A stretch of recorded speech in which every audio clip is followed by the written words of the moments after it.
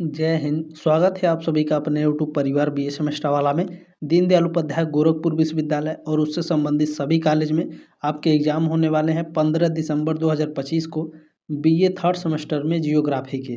Paper का नाम है इकोनॉमिक जियोग्राफी। पेपर कोड है GEO 201F। इस बार आपका सिलेबस और पेपर कोड दोनों चेंज हो गया है। ठीक है, ये पहले फोर्थ सेमेस्टर में आपको पढ़ाया जाता था इकोनॉमिक जियोग्राफी, अब आपको थर्ड सेमेस्टर में पढ़ाया जा रहा है। ठीक है, और ये जो क्लास है मैं बात करूं, देखिए राजा महेंद्र प्रताप सिंह विश्वविद्यालय, माँ शाकुंभरी यूनिवर्सिटी, महाराजा सुहेलदेव यूनिवर्सिटी, उत्तर प्रदेश में जितने भी यूनिवर्सिटी हैं जहां भी आपके MCQ एग्जाम कराए जा रहे हैं सभी बच्चे इस क्लास को अटेंड कर सकते हैं। ठीक है, इसमें पिछले 2 वर्षों का क्वेश्चन पेपर हम लोग कवर करेंगे, 2024-25 शास्त्र का और 2023-24 शास्त्र का। ठीक है, इसके बाद मैं आप लोगों को एक महासंग्राम मैराथन क्लास भी दूंगा। अगर मुझे टाइम मिला तो कल यानी 14 तारीख को मैं एक क्वेश्चन पेपर दूसरे यूनिवर्सिटी का भी आपको सॉल्व करके दे दूंगा। ठीक है, चले क्लास को स्टार्ट करते हैं।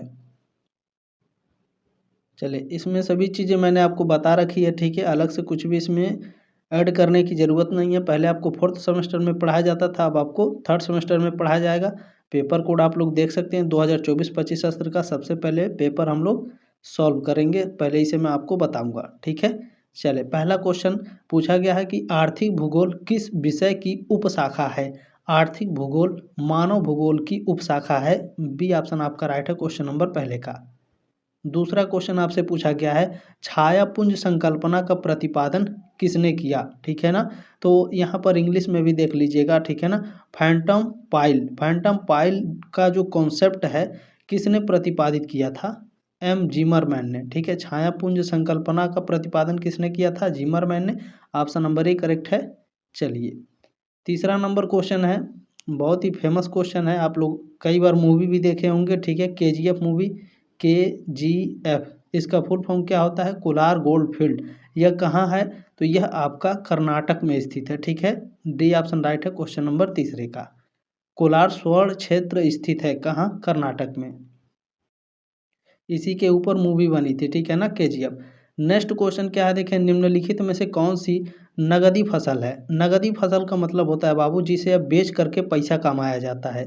ठीक है, तो देखें इसमें चाय क्या है, चाय पत्ती क्या है, चाय पत्ती उगाया जाता है उसको बेच करके पैसा कमाने के लिए। ठीक है, चावल गेहूं और मक्का किस लिए उगाया जाता है, खाद्य फसल है ये, यानी खाने के लिए। ठीक है, अच्छा मैं आपको कुछ बता दे रहा हूँ, अच्छे से याद रखिएगा, ये 100% आपके एग्जाम में आएगा। नगदी फसल कौन सा है, खरीफ की फसल कौन सा है, रबी की फसल कौन सी है, ये आपके एग्जाम में 100% आएंगे। ठीक है, अच्छा गन्ना हो गया, कपास हो गया। ठीक है, ये नाम अच्छे से याद कर लीजिए, आएगा आपके एग्जाम में, कई बार पूछ चुका है। ठीक है, तंबाकू हो गया आपका। ठीक है ना, तंबाकू हो गया आपका।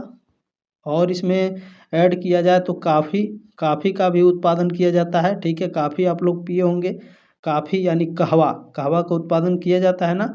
और इसमें जूट, ठीक है, जूट भी आपका नगदी फसल के अंतर्गत आता है। चाय, जूट, गन्ना, कपास, तंबाकू, काफ़ी, ये सारे नगदी फसल हैं। ठीक है, चावल, गेहूं, मक्का ये सारे खाद्य फसल हैं। चलिए, 5 नंबर क्वेश्चन पूछा गया है मैसाबी श्रेणी का संबंध है। मैसाबी श्रेणी का संबंध किसके साथ है, लौह अयस्क के साथ है। ठीक है, डी ऑप्शन आपका राइट है क्वेश्चन नंबर 5 का।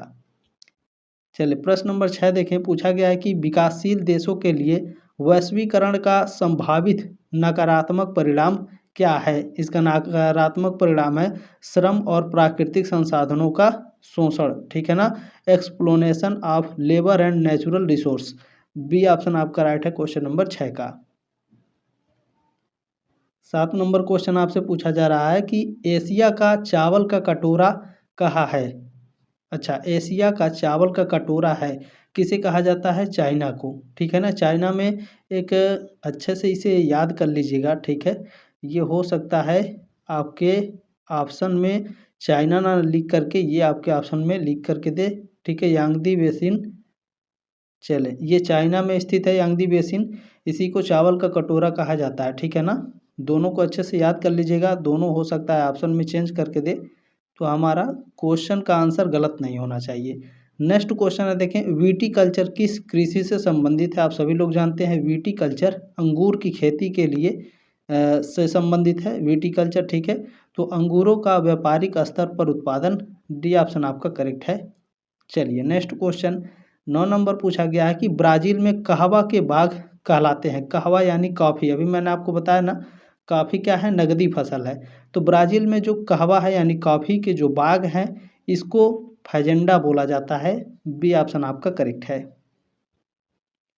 नेक्स्ट क्वेश्चन है 10 नंबर, डी विटलसी ने विश्व को कितने कृषि प्रदेशों में विभाजित किया है। तो इन्होंने विश्व को 13 कृषि प्रदेशों में विभाजित किया है। कब विभाजित किया था? 1936 में डी विटलसी ने पूरे विश्व को, ठीक है, 13 कृषि प्रदेशों में बांट दिया था। ठीक है, चलिए नेक्स्ट क्वेश्चन देखेंगे, बहुत ही इंपॉर्टेंट है। ऐसे क्वेश्चन आपके एग्जाम में 100% आएंगे। देखिए पूछा गया है कि विकासशील देशों में किस वर्ग का आर्थिक क्रियाकलाप अधिक पाया जाता है। विकासशील देशों में प्राथमिक क्षेत्र में आर्थिक क्रियाकलाप अधिक पाया जाता है। बी ऑप्शन आपका राइट है। देखिए प्राथमिक और द्वितीयक यानी प्राइमरी और सेकेंडरी दोनों पाया जाता है, लेकिन हमारे देश में ज़्यादातर लोग कृषि पर ही निर्भर होते हैं। ठीक है, इसलिए प्राथमिक क्षेत्र आपका सबसे अधिक पाया जाता है। बी ऑप्शन आपका राइट है क्वेश्चन नंबर 11 का। प्राथमिक क्षेत्र, द्वितीय क्षेत्र और तृतीय क्षेत्र ये आपके एग्जाम में 100% आएंगे, ध्यान रखिएगा। अच्छे से बुक भी आप लोग पढ़ लेंगे। ठीक है, संसाधन होते नहीं बनते हैं, किसका कथन है? ये स्टेटमेंट है एम जिमरमैन का। ठीक है, एम जिमरमैन ने कहा था कि संसाधन होते नहीं बनते हैं। ठीक है, बी ऑप्शन आपका करेक्ट है। चलें, इसमें नेक्स्ट क्वेश्चन आपसे पूछा गया है, निर्माण उद्योग किस आर्थिक क्रिया में आते हैं। निर्माण उद्योग यह आपका आता है द्वितीय क्षेत्र में। ये ऑप्शन आपका राइट है क्वेश्चन नंबर 13 का। इस प्रकार का जो क्वेश्चन है आपके एग्जाम में आएगा, 100% ध्यान रखिएगा। ठीक है, नेक्स्ट क्वेश्चन है, देखें बुक वगैरह भी आप लोग पढ़ते रहिएगा। अभी 15 तारीख को एग्जाम है। कृषि प्रदेशों का सीमांकन सर्वप्रथम किस विद्वान ने किया था। कृषि प्रदेशों का जो सीमांकन है वो सबसे पहले किया था डी विटलसी ने। बी ऑप्शन आपका करेक्ट है। अभी मैं आपको, ठीक है, महासंग्राम मैराथन क्लास भी दे दूंगा। निम्नलिखित में से कौन सी नगदी फसल है। नगदी फसल कौन सी है? तो देखें मैंने क्या कहा था, नगदी फसल वो है जिसे बेच करके पैसा कमाया जाता है। तो कपास क्या है? मैंने कपास भी आपको बताया था क्या है, नगदी फसल है। बाकी चावल, गेहूं और मक्का ये सभी खाद्यान्न फसल है। ठीक है, ये ऑप्शन आपका राइट है। नेक्स्ट क्वेश्चन पूछा गया है, निम्नलिखित में से सर्वसुलभ संसाधन कौन सा है। जो आसानी से आपको उपलब्ध हो जाता है वो क्या होता है? ऑक्सीजन होता है। ठीक है ना, ऑक्सीजन आपको आसानी से उपलब्ध हो जाता है। जो ऑप्शन में नहीं दिया है तो ऑप्शन नंबर डी करेक्ट है, उपरोक्त में से कोई नहीं। डी ऑप्शन राइट हो जाएगा क्वेश्चन नंबर 16 का। जो 2023-24 सत्र में क्वेश्चन यही सेम क्वेश्चन पूछा गया था उसमें ऑक्सीजन दिया था, इसमें नहीं दिया हुआ है, तो डी ऑप्शन आपका राइट है। ठीक है, चलिए नेक्स्ट क्वेश्चन, विश्व व्यापार संगठन यानी वर्ल्ड ट्रेड ऑर्गेनाइजेशन, WTO इसे बोलते हैं शॉर्ट फॉर्म में। WTO का फुल फॉर्म भी पूछेगा तो याद रखिएगा, वर्ल्ड ट्रेड ऑर्गेनाइजेशन, विश्व व्यापार संगठन की स्थापना कब हुई थी? 1 जनवरी 1995 को पूछेगा। विश्व व्यापार संगठन वर्ल्ड ट्रेड ऑर्गेनाइजेशन का हेडक्वार्टर कहाँ है? तो जिनेवा स्विट्जरलैंड में है। ठीक है ना, जिनेवा स्विट्जरलैंड में इसका हेडक्वार्टर है। या फिर ऑप्शन में आपके जिनेवा देगा या फिर आपके ऑप्शन में स्विट्जरलैंड लिख करके देता है। विश्व व्यापार संगठन का मुख्यालय कहाँ है? या तो जिनेवा लिखेगा या तो स्विट्जरलैंड। जिनेवा स्विट्जरलैंड में है, ध्यान रखिएगा। ठीक है, चलिए 18 नंबर क्वेश्चन पूछा गया है कि निम्नलिखित में से कौन लौह अयस्क की किस्म नहीं है। देखिए मैग्नेटाइट, सीडेराइट, हेमेटाइट ये तीनों के तीनों लौह के अयस्क हैं। ठीक है, लिग्नाइट ये आपका क्या है? कोयले का अयस्क है। ठीक है ना, ये कोयले का अयस्क है, ध्यान रखिएगा। ठीक है, चलिए ऑप्शन नंबर ए करेक्ट है आपका। क्वेश्चन नंबर 19, देखिए क्वेश्चन पेपर थोड़ा सा ब्लर है तो ध्यान रखेंगे, मैनेज करके चलेंगे। आप लोग जब क्वेश्चन पेपर भेजते हैं, ये मेरा व्हाट्सअप नंबर है, तो थोड़ा क्वेश्चन पेपर को अच्छे से फ़ोटो खींच करके आप लोग HD में भेजा करिए। ठीक है, ताकि आंसर की भी देने में आसानी हो और जब नेक्स्ट ईयर बच्चे पढ़ने आए तो उनको कोई दिक्कत ना हो। जैसे आप 4th सेमेस्टर में जाएंगे तो आपके लिए मैं जियोग्राफी का क्लास लाऊंगा अच्छे पूरे HD में, जो भी पेपर आपके सीनियर भेजे हैं मेरे पास। ठीक है, तो आपकी भी जिम्मेदारी बनती है कि पेपर अच्छे से आप लोग भेजिए।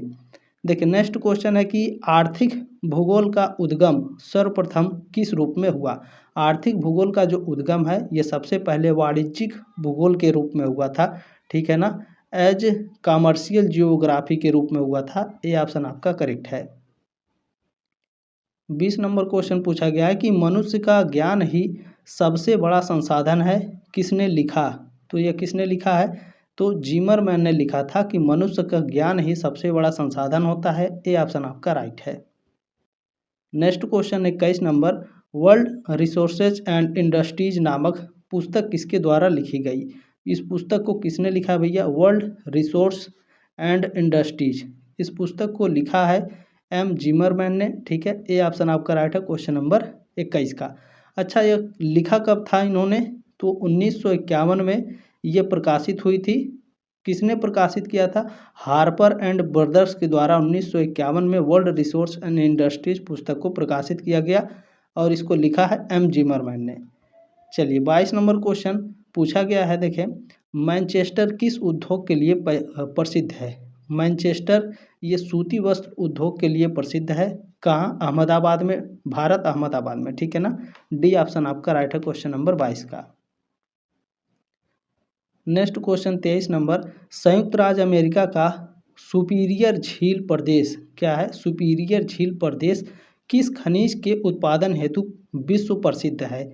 तो अमेरिका का जो सुपीरियर झील प्रदेश है ये लोहा के खनिज उत्पादन के लिए विश्व में प्रसिद्ध है। डी ऑप्शन आपका करेक्ट है, ठीक है ना, क्लियर हो गया। चलिए नेक्स्ट क्वेश्चन है 24 नंबर, इसे थोड़ा छोटा कर लेते हैं। चले, वान थ्यूनेन के अनुसार द्वितीय पेटी में किसका उत्पादन किया जाता है। तो इनको अच्छे से पढ़ लीजिएगा, इन्होंने शायद 6 या 7 पेटियां बताई हैं, अच्छे से एकदम रीड कर लीजिएगा बुक में से, ठीक है ना। बाकी मैं अगर मॉडल पेपर बनाऊंगा तो उसमें मैं कवर करने का प्रयास करूंगा, ठीक है। आप लोग पूछते हैं गुरुजी कौन सा मोस्ट इंपॉर्टेंट टॉपिक है, वो भी आप लोग क्लास में बताते चलिए, तो मैं बताते चल रहा हूँ, आप लोग उसे कवर करते भी चलिएगा, ठीक है ना। तो वान थ्यूनेन के अनुसार द्वितीय पेटी में किसका उत्पादन किया जाता है, ईंधन के लिए लकड़ी का। और वान थ्यूनेन का जो पहला पेटी है इसमें साग सब्जी के कृषि और दुग्ध हेतु पशुपालन का उपयोग किया जाता है, ठीक है। तो ध्यान रखिएगा, इसमें सी ऑप्शन करेक्ट है आपका, द्वितीय पेटी में ईंधन के लिए लकड़ी। 25 नंबर प्रश्न है, पूछा जा रहा है आपसे कि विकासशील देशों में किस वर्ग का आर्थिक क्रियाकलाप अधिक पाया जाता है। तो सेम क्वेश्चन है, प्राथमिक क्षेत्र, ठीक है। ए ऑप्शन राइट है क्वेश्चन नंबर 25 का। चलिए नेक्स्ट क्वेश्चन है 26 नंबर, पूछा जा रहा है आपसे कि किसने वैश्विक ग्राम शब्द का प्रयोग किया, ठीक है ना। ग्लोबल विलेज का जो शब्द है वैश्विक ग्राम का किसने प्रयोग किया था। तो सबसे पहले जो मार्शल मैक्लुहान है, ठीक है, मार्शल मैक्लुहान ने ग्लोबल विलेज शब्द का प्रयोग किया था वैश्विक ग्राम शब्द का, ठीक है ना। सी ऑप्शन आपका राइट है। हिंदी और इंग्लिश दोनों देखते चलिएगा, क्या करते हैं कि इंग्लिश में पेपर बनाते हैं उसको हिंदी में ट्रांसलेट करते हैं तो कभी कभी टाइपिंग जो होती है वो गलत हो जाती है, तो ये चीज़ आपको ध्यान में रखना है। देखिए निम्नलिखित में से कौन मुक्त व्यापार समझौते का उदाहरण है, ठीक है। फ्री ट्रेड एग्रीमेंट का उदाहरण कौन सा है, उत्तरी अमेरिका मुक्त व्यापार समझौता, north America free trade agreement, ये आपका मुक्त व्यापार समझौता यानी फ्री ट्रेड एग्रीमेंट का उदाहरण है। बी ऑप्शन आपका करेक्ट है। नेक्स्ट क्वेश्चन पूछा जा रहा है, उद्योगों की अवस्थिति के सिद्धांत में व्यवहार परक सिद्धांत किसने प्रस्तुत किया। Very very most important question है। बिहेवियरल थ्योरी किसने दी थी लोकेशन ऑफ इंडस्ट्रीज में। तो जो आपके बिल्कुल हाँ ठीक है, जो आपके एलन प्रेड हैं, ठीक है, जो एलन प्रेड हैं इन्होंने बिहेवियरल थ्योरी दी थी लोकेशन ऑफ इंडस्ट्रीज में, यानी उद्योगों की अवस्थिति सिद्धांत में व्यवहार परक सिद्धांत किसने प्रस्तुत किया था, एलन प्रेड ने। डी ऑप्शन आपका राइट है। चलिए नेक्स्ट क्वेश्चन, इसी से संबंधित 2-3 क्वेश्चन आपके पूछे जाते हैं, ध्यान रखिएगा, अभी आगे भी मैं बता दूंगा, ठीक है। कृषि भूमि उपयोग का वान थ्यूनेन मॉडल दिया गया कब, 1826 में। बी ऑप्शन आपका राइट है। 30 नंबर क्वेश्चन, एकाकी राज्य यानी यहाँ देख लेंगे द आइसोलेटेड स्टेट, ठीक है ना। एकाकी राज्य माने आइसोलेटेड स्टेट किसने दिया था, किससे संबंधित है आइसोलेटेड स्टेट, वेबर से, हुवर से या फिर ठीक है, अगस्ट ब्लान से या फिर वान थ्यूनेन से। बिल्कुल आप लोगों का राइट आंसर है, ठीक है ना। वान थ्यूनेन ने एकाकी राज्य की संकल्पना प्रस्तुत की थी। द आइसोलेटेड स्टेट किससे संबंधित है? वान थ्यूनेन से, ठीक है ना। और ये एकाकी जो राज्य है आइसोलेटेड स्टेट, ये कृषि अवस्थिति सिद्धांत से संबंधित है, ठीक है ना। मैं लिख दे रहा हूँ, अच्छे से आप लोग देख लेंगे तो आपके ध्यान में रहेगा। कृषि अवस्थिति सिद्धांत, ठीक है, कृषि अवस्थिति सिद्धांत से संबंधित है ये, ठीक है। कृषि अवस्थिति सिद्धांत से संबंधित है एकाकी राज्य आइसोलेटेड स्टेट वान थ्यूनेन का, ठीक है ना। चलें, नेक्स्ट क्वेश्चन आपसे पूछा जा रहा है कि विटलेसी ने विश्व कृषि प्रदेशों के वर्गीकरण में मुख्य रूप से कितने आधारों को अपनाया? इन्होंने 5 आधारों को अपनाया था। सी ऑप्शन राइट है क्वेश्चन नंबर 31 का। नेक्स्ट क्वेश्चन है, औद्योगिक अवस्थिति सिद्धांत में अवस्थिति त्रिभुज का प्रयोग किसने किया? देखिए वही क्वेश्चन आया था ना, उसमें आपका देखिए इसमें आपका पूछा गया है, ध्यान से देख लीजिएगा, औद्योगिक अवस्थिति सिद्धांत में, ठीक है ना, अवस्थितिक त्रिभुज का प्रयोग किसने किया? मोस्ट इम्पोर्टेंट क्वेश्चन है, वेबर ने, ठीक है। ये ऑप्शन आपका राइट है। अल्फ्रेड वेबर इनका नाम था पूरा, ध्यान रखिएगा, ठीक है। चले नेक्स्ट क्वेश्चन देखेंगे। पूछा गया है आइसोडापेन किसने प्रयोग किया? आइसोडापेन किसने प्रयोग किया था? बिल्कुल अल्फ्रेड वेबर ने, ठीक है। अल्फ्रेड वेबर ने आइसोडापेन शब्द का प्रयोग किया था। डी ऑप्शन आपका राइट है। नेक्स्ट क्वेश्चन पूछा गया है, देखें, अपलेशियन पर्वत समूह किस खनिज पदार्थ के संचित भंडार हेतु विश्व प्रसिद्ध है? अपलेशियन पर्वत, ये अपलेशियन पर्वत कोयले के लिए प्रसिद्ध है, ठीक है। ये ऑप्शन आपका राइट है। नेक्स्ट क्वेश्चन 35 नंबर, सबसे उत्तम किस्म का कोयला है? सबसे अच्छा कोयला एंथ्रेसाइट होता है, ठीक है। डी ऑप्शन आपका राइट है 35 का। कोयले के बारे में, लोहे के बारे में अच्छे से आप लोग पढ़ लेंगे बुक में से भी। नेक्स्ट क्वेश्चन है, देखें, दो देशों के मध्य व्यापार लाभप्रद हो सकता है यदि उत्पादों के मूल्य का अनुपात असमान हो, यानी अलग अलग हो, ठीक है ना, अलग अलग हो, अलग अलग। क्लियर हो गया आपका? बी ऑप्शन आपका करेक्ट है इसमें। नेक्स्ट क्वेश्चन देखेंगे 37 नंबर, पूछा गया है कि भूमि की उर्वरा शक्ति को बनाए रखने के लिए क्रमिक रूप से विभिन्न फसलों का उगाया जाना कहलाता है फसल चक्र, ठीक है ना, क्रॉप रोटेशन। सी ऑप्शन आपका राइट है 37 का। इसमें 38 नंबर क्वेश्चन पूछा जा रहा है आपसे कि सूची 1 और सूची 2 को सुमेलित कीजिए एवं नीचे दिए गए कूट से सही उत्तर चुनिए। सूची 1, सूची 2, यहाँ मॉडल सिद्धांत दिया गया है और प्रतिपादक के नाम दिए गए हैं, ठीक है। तो चलिए देखते हैं अल्फ्रेड वेबर ने क्या प्रतिपादित किया था। अल्फ्रेड वेबर ने परिवहन लागत का सिद्धांत दिया था, ठीक है ना। परिवहन लागत का सिद्धांत अल्फ्रेड वेबर ने दिया था, ठीक है। मिनिमम ट्रांसपोर्ट कॉस्ट, तो ऑप्शन नंबर ए का हो गया आपका चौथा। इसमें जो वीवर है, ध्यान दे इसमें रखिएगा, स्पेलिंग आपसे मिसमैच ना हो। इसमें वेबर है आपका पहले में, ठीक है, इसमें वीवर है। वीवर ने कौन सा सिद्धांत दिया था? वीवर ने आपका सिद्धांत दिया था विचलन विधि का, ठीक है ना, विचलन विधि, ठीक है, न्यूनतम विचलन विधि का जो सिद्धांत है किसने दिया था? वो वीवर ने दिया था। तो बी का ऑप्शन हो गया आपका तीसरा, ठीक है। उसके बाद आपका देखें सी वाले में वान थ्यूनेन है, तो आप सभी लोग जानते हैं, अभी मैंने ऊपर आपको पढ़ाया था। वान थ्यूनेन ने क्या दिया था? वान थ्यूनेन ने theory of land use minimum, ठीक है ना। इन्होंने भूमि उपयोग का अवस्थिति सिद्धांत दिया था वान थ्यूनेन ने, ठीक है। भूमि उपयोग का अवस्थिति सिद्धांत किसने दिया? वान थ्यूनेन ने, ठीक है। तो सी का हो गया दूसरा, लास्ट बचा तो आपका पहला हो जाएगा। यानी ऑप्शन में देखा जाए, ठीक है, ए का आपका चौथा हो गया, बी का तीसरा, सी का दूसरा हो गया और डी वाले का आपका पहला हो गया, ठीक है ना। तो बी ऑप्शन आपका इसमें करेक्ट है। अच्छे से इसे आप लोग कवर कर लेंगे, एक बार फिर से मैं बता दे रहा हूँ, ठीक है ना। अल्फ्रेड वेबर ने कौन सा सिद्धांत दिया था? अल्फ्रेड वेबर ने परिवहन लागत का सिद्धांत दिया था।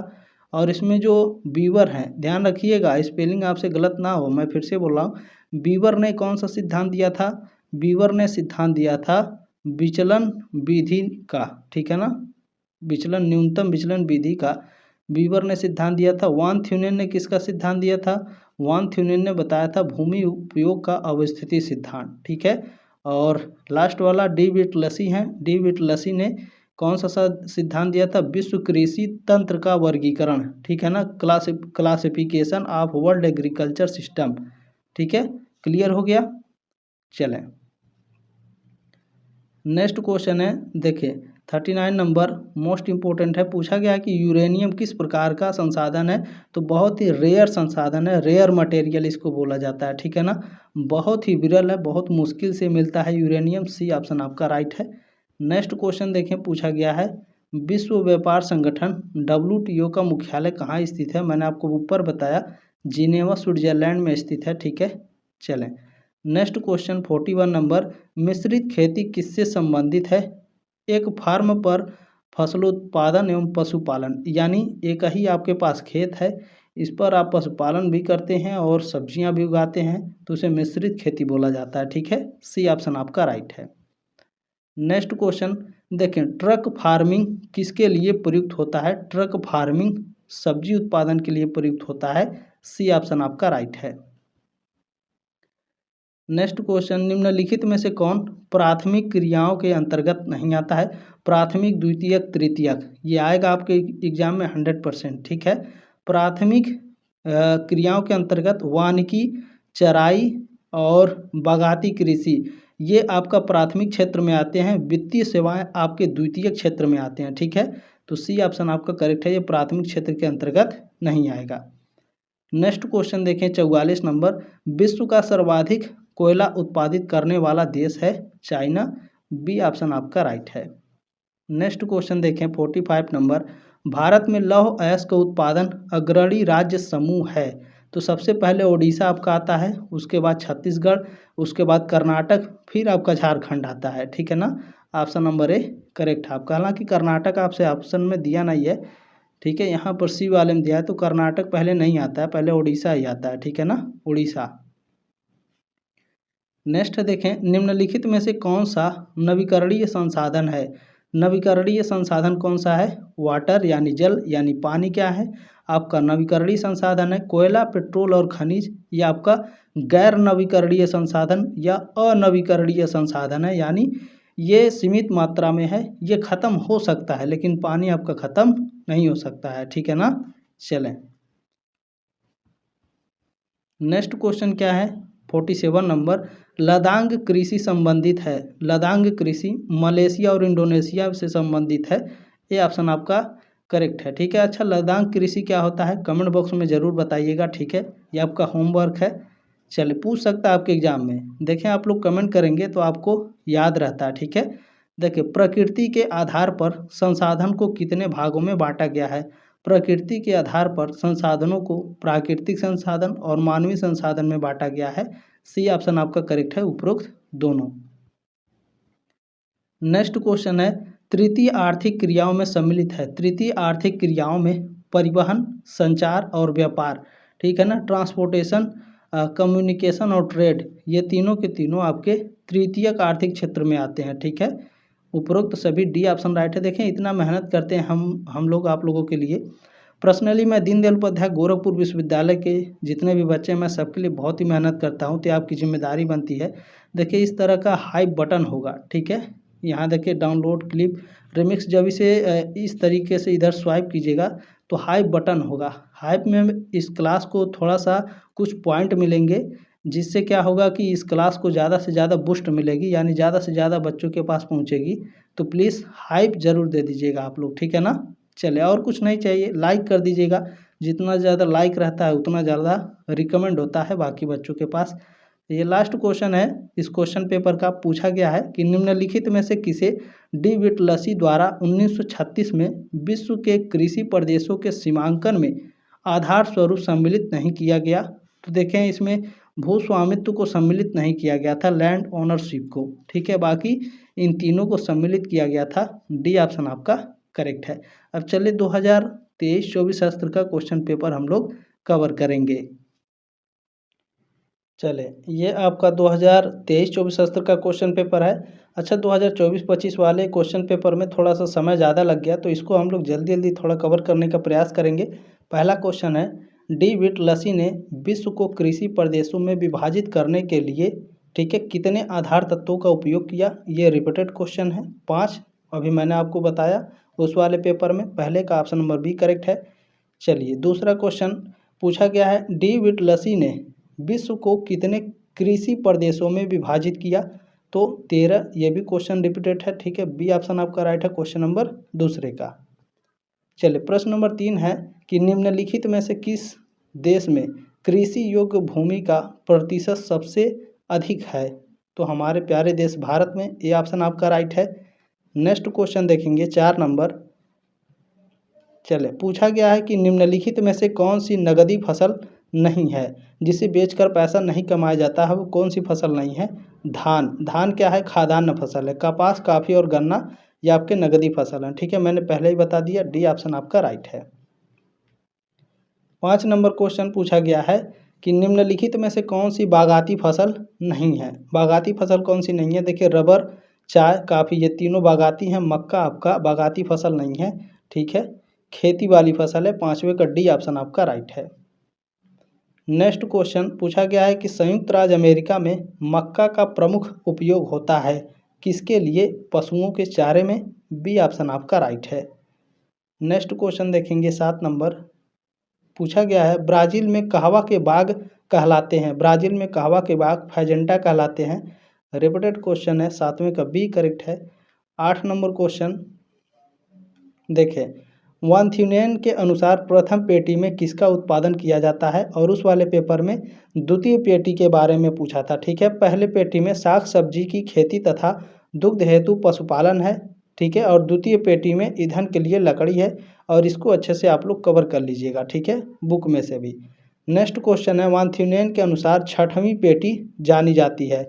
छठवीं पेटी इनकी पशुपालन के लिए जानी जाती, ओनली पशुपालन, ठीक है, केवल पशुपालन। डी ऑप्शन राइट है क्वेश्चन नंबर 9 का। चलिए, 10 नंबर क्वेश्चन है, रूपांतरणशील कृषि को श्रीलंका में क्या कहते हैं? रूपांतरणशील कृषि को श्रीलंका में चेना कहा जाता है। ए ऑप्शन आपका राइट है। नेक्स्ट क्वेश्चन देखेंगे, 11 नंबर पूछा गया है, माउंट इताबीरा का संबंध है, माउंट इताबीरा का संबंध लौह अयस्क से है। ए ऑप्शन आपका राइट है। नेक्स्ट क्वेश्चन 12 नंबर, बाबा बुदान की पहाड़ी किस खनिज के लिए प्रसिद्ध है? बाबा बुदान की जो पहाड़ी है ये लौह अयस्क के लिए प्रसिद्ध है। ए ऑप्शन आपका राइट है। नेक्स्ट क्वेश्चन देखें 13 नंबर, एंथ्रेसाइट में कार्बन की मात्रा कितनी प्रतिशत पाई जाती है? 90 से 95। डी ऑप्शन आपका राइट है 13 नंबर क्वेश्चन का। नेक्स्ट क्वेश्चन देखें, पूछा गया है, विश्व में कोयला का सर्वाधिक संचित भंडार किस देश में है? तो यह संयुक्त राज्य अमेरिका में है, ठीक है। संचित भंडार पूछा है, यानी इकट्ठा करके सबसे ज़्यादा कौन रखा है कोयला? तो ध्यान रखिएगा, अमेरिका, ठीक है, ए ऑप्शन आपका राइट है। चलिए, नेक्स्ट क्वेश्चन पूछा गया है, विश्व प्रसिद्ध आबादान तेल शोधनशाला कहाँ स्थित है? तो यह आपका स्थित है ईरान में। ए ऑप्शन आपका करेक्ट है। नेक्स्ट क्वेश्चन देखेंगे, पूछा गया है आपसे कि वेनेजुएला की माराकाइबो झील किस खनिज के लिए प्रसिद्ध है? वेनेजुएला की माराकाइबो जो झील है यह खनिज तेल के लिए प्रसिद्ध है, ठीक है, डी ऑप्शन आपका करेक्ट है। नेक्स्ट क्वेश्चन देखेंगे, 17 नंबर पूछा गया है, भारत में सर्वाधिक कच्चा तेल उत्पादक राज्य कौन सा है? राजस्थान है। सी ऑप्शन आपका राइट है। नेक्स्ट क्वेश्चन 18 नंबर, औद्योगिक अवस्थिति सिद्धांत में सामूहिकरण का प्रयोग किसके द्वारा किया गया है? औद्योगिक अवस्थिति सिद्धांत में सामूहिकरण का जो प्रयोग है यह अल्फ्रेड वेबर के द्वारा किया गया है। ये ऑप्शन आपका राइट है। नेक्स्ट क्वेश्चन है 19 नंबर, आइसोटीन, ठीक है, किसने प्रयोग किया? आइसोटीन शब्द का प्रयोग किसने किया? रिपीटेड क्वेश्चन है, अल्फ्रेड वेबर ने। ए ऑप्शन आपका राइट है, ठीक है, क्लियर हो गया, आगे बढ़ें। चलें, नेक्स्ट क्वेश्चन है 20 नंबर, निम्नलिखित में से कौन सी विश्व की बृहत्तम लौह इस्पात उत्पादक देश है? चाइना है। बी ऑप्शन आपका राइट है क्वेश्चन नंबर 20 का, ठीक है। चलें, नेक्स्ट क्वेश्चन 21 नंबर, निम्नलिखित में से कौन सा लौह इस्पात उत्पादक केंद्र नहीं है? तो देखें, दुर्गापुर, भिलाई और राउरकेला ये तीनों लौह उत्पादक केंद्र हैं। कन्याकुमारी आपकी नहीं है, तो डी ऑप्शन आपका राइट है। नेक्स्ट क्वेश्चन देखेंगे 22 नंबर, पूछा गया है कपास की मिट्टी किसे कहा जाता है? काली मिट्टी को कपास की मिट्टी कहा जाता है। ए ऑप्शन आपका करेक्ट है। नेक्स्ट क्वेश्चन 23 नंबर, वस्त्र उद्योग किस आधार वाला उद्योग है? वस्त्र उद्योग कच्चा माल वाला आधारित उद्योग है। ए ऑप्शन आपका करेक्ट है। नेक्स्ट क्वेश्चन है, देखें, मानचेस्टर किस उद्योग के लिए विश्व प्रसिद्ध था? तो यह आपका सूती वस्त्र उद्योग के लिए प्रसिद्ध है और था भी, ठीक है ना। ए ऑप्शन आपका राइट है। नेक्स्ट क्वेश्चन है, देखें, भारत में वैश्वीकरण को प्रेरित करने वाला घटक कौन सा है? तो देखें, उन्नत प्रौद्योगिकी, प्रतिस्पर्धा यानी कंपटीशन, उदारवादी नीतियां, ठीक है, यानी लिबरल पॉलिसीज, ये सभी के सभी क्या हैं आपके वैश्वीकरण को प्रेरित करने वाले घटक हैं देश में, ठीक है ना। डी ऑप्शन आपका राइट है। 26 नंबर क्वेश्चन है कि निम्नलिखित में से कौन सा देश भारत का सबसे बड़ा व्यापारिक साझेदार है? भारत का सबसे बड़ा व्यापारिक साझेदार अमेरिका है, ठीक है। ए ऑप्शन आपका राइट है। नेक्स्ट क्वेश्चन क्या है, देखें, निम्नलिखित में से किस देश से भारत सबसे अधिक आयात करता है? यानी सबसे ज़्यादा भारत किससे खरीदता है, बताइए। तो इसमें देखें, ये हर साल चेंज होता रहता है, तो हम इसे राइट क्या बताएं, ठीक है। तो देखें, जब आंसर की मैंने बताया था पिछले साल, तो चाइना बताया था, ठीक है। सबसे ज़्यादा भारत किससे खरीदता है, आयात करता है चाइना से, लेकिन वर्तमान समय में रूस के साथ है। तो अभी ये यूनिवर्सिटी के ऊपर भी डिपेंडेंट होते हैं ऐसे क्वेश्चन बाबू, कि इसको सही क्या माना जाए, ठीक है ना, कि ये चेंज होता रहता है। मान लीजिए इस साल कुछ 2-3 साल पहले चाइना से सबसे ज़्यादा खरीदा जाता था, उसके पहले अमेरिका से, फिर आपका रसिया से हो गया, ठीक है ना। तो इसी तरीके से चेंज होता रहता है। तो ये यूनिवर्सिटी के ऊपर भी ऐसे क्वेश्चन डिपेंडेंट होते हैं, ठीक है ना। चलें, अगर आप गूगल करेंगे 2 बार 3 बार तो वो अलग अलग बताएगा, तो उसको लेकर के आप लोग मत चलिएगा, ठीक है ना। चलें, आर्थिक भूगोल विश्व के विभिन्न क्षेत्रों की प्रकृति की वैज्ञानिक खोज करता है, जिसका वस्तुओं के उत्पादन पर प्रत्यक्ष प्रभाव पड़ता है। उपयुक्त परिभाषा किसने दिया है? तो यह परिभाषा दिया है गोत्सक ने। ए ऑप्शन आपका राइट है। नेक्स्ट क्वेश्चन आपसे पूछा गया है, इसे बड़ा कर लेते हैं। चलिए, पूछा गया है कि आर्थिक भूगोल के विद्वान का किस उपागम की ओर सर्वाधिक झुका रहा है या सर्वाधिक झुकाव रहा है? आर्थिक भूगोल के विद्वानों का प्रादेशिक उपागम की तरफ इनका झुकाव सर्वाधिक रहा है, आर्थिक भूगोल के जो विद्वान थे, ठीक है। बी ऑप्शन आपका राइट है। नेक्स्ट क्वेश्चन देखेंगे, पूछा गया है कि आर्थिक भूदृश्य की संकल्पना का उद्भव किस शब्द से हुआ है? लैंडशाफ्ट शब्द से हुआ है, ठीक है। सी ऑप्शन आपका करेक्ट है। The concept of economic landscape has organised landscape world, ठीक है। चलें, नेक्स्ट क्वेश्चन पूछा गया है, आर्थिक भूदृश्य की व्याख्या करने के लिए किसने संचार प्रक्रिया एवं अवख्या के त्रिसूत्र का सहारा लिया? R.E. मर्फी ने लिया था। बी ऑप्शन आपका करेक्ट है। नेक्स्ट क्वेश्चन देखेंगे, पूछा गया है कि जिमरमैन ने प्राकृतिक संसाधनों को कितने भागों में विभाजित किया है? 2 भागों में। ए ऑप्शन आपका राइट है। नेक्स्ट क्वेश्चन 33 नंबर, क्रियोलाइट कहाँ पाया जाता है? क्रियोलाइट ग्रीनलैंड में पाया जाता है। सी ऑप्शन आपका राइट है। चलिए, नेक्स्ट क्वेश्चन पूछा गया है कि निम्नलिखित में से सामान्य सुलभ संसाधन कौन सा है? सामान्य सुलभ संसाधन कौन सा है जो आसानी से आपको उपलब्ध हो जाए? वो ऑक्सीजन है। ए ऑप्शन आपका राइट है। नेक्स्ट क्वेश्चन देखेंगे, 35 नंबर है कि निम्नलिखित में से कौन सा संसाधन की विशेषता नहीं है? संसाधन की विशेषता क्या नहीं है? संसाधन स्वयं निष्क्रिय होते हैं, ये इसकी विशेषता बिल्कुल नहीं है। ये ऑप्शन आपका राइट है 35 का। नेक्स्ट क्वेश्चन देखेंगे, पूछा गया है निम्नलिखित में से कौन सा प्राविधि का प्रकार नहीं है? प्राविधि का प्रकार इनमें से कोई नहीं है। डी ऑप्शन आपका राइट है 36 का। नेक्स्ट क्वेश्चन देखेंगे, 37 पूछा गया है, द एनवायरमेंटल हैंडबुक नामक पुस्तक का संपादन किसने किया था? इस पुस्तक का जो संपादन है वो गैरेट डी बेल ने किया था। ये ऑप्शन आपका राइट है, ठीक है। चलें, 38 नंबर क्वेश्चन है, द लिमिट्स टू ग्रोथ पुस्तक किसने लिखी है? मिडोज और मिडोज ने लिखी है, ठीक है ना। चलें, सी ऑप्शन आपका राइट है। नेक्स्ट क्वेश्चन देखेंगे, 39 नंबर पूछा गया है, किसने कहा है, ये स्टेटमेंट किससे कहा है कि प्रगति का अंधाधुंध विरोध नहीं, प्रत्युक्त अंधाधुंध प्रगति का विरोध अपेक्षित है। तो यह कहा था सियरा क्लब ने। सी ऑप्शन आपका राइट है। नेक्स्ट क्वेश्चन 40 नंबर पूछा गया है, प्राथमिक क्षेत्र में कार्य करने वाले कर्मचारी को किस नाम से जाना जाता है। तो जो प्राथमिक क्षेत्र में काम करते हैं इनको रेड कॉलर वर्कर कहा जाता है। ये ऑप्शन आपका राइट है। नेक्स्ट क्वेश्चन देखेंगे, पूछा गया है वैज्ञानिक अनुसंधान में लगे कर्मचारी को किस नाम से जाना जाता है। जो वैज्ञानिक अनुसंधान में होते हैं उनको गोल्ड कॉलर वर्कर कहा जाता है। डी ऑप्शन आपका राइट है। नेक्स्ट क्वेश्चन, परिवहन एवं संचार किस आर्थिक क्रियाकलाप में आते हैं। परिवहन और संचार ये तृतीयक क्रियाकलाप में आते हैं। सी ऑप्शन राइट है। उस वाले क्वेश्चन पेपर में भी मैंने आपको बताया, ठीक है। व्यापार एवं वाणिज्य किस आर्थिक क्रियाकलाप में आते हैं। व्यापार और वाणिज्य ये तृतीय क्रियाकलाप में आते हैं। सी ऑप्शन आपका राइट है। नेक्स्ट क्वेश्चन पूछा गया है, स्वास्थ्य एवं शिक्षा किस आर्थिक क्रियाकलाप में आते हैं। तो ये भी आपके तृतीय क्रियाकलाप में आते हैं। सी ऑप्शन आपका राइट है।